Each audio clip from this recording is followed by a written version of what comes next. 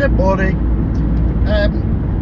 Just dropped off another bike that's got issues with its fuel tank and its carbs. I thought I'd have a little talk about ethanol. So ethanol fuel, you got E10, which is 10% ethanol, and then you got E5 generally, which is your super unleaded, which is 5% ethanol. You can get 98 in some petrol stations as well.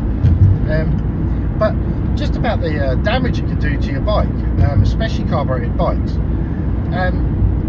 Basically, if fuel sits in it for quite a long period of time, it basically rusts the brass and the metalwork inside the carbs and gums it up. It gets gummed up and dirty.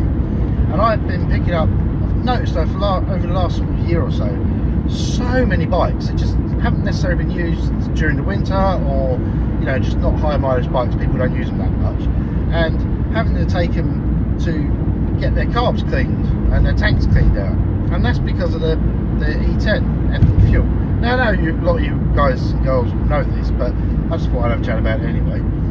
And so I mean, the fantastic Terrier Everest Motorcycles at Uckfield, he does a lot of it. I've taken a number of bikes to him with these symptoms and these problems, and it's basically the carbs are all gummed up, they don't work, so it doesn't run properly, it runs like a bad crap, or doesn't run at all.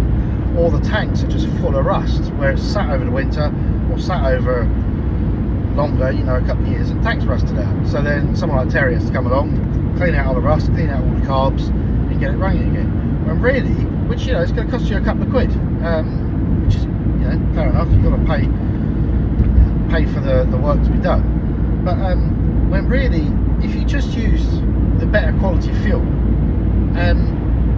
although it's more expensive at the pump, it'll probably save you money in the long term. I mean, it doesn't matter so much if you're using your bike all the time, and you're just running the fuel straight through it. But if your bike's going to sit for any period of time, just don't use E10. Drain it down, preferably drain out the carbs, drain out the tank, and store it that way. But yeah, just think about that a little bit. I think sometimes just think about what fuel's best to use for your needs. Save yourself a couple of quid. It's not always a saving, just thinking that it's a saving at the pump. Yeah, just my opinion. Anyway, have a good day.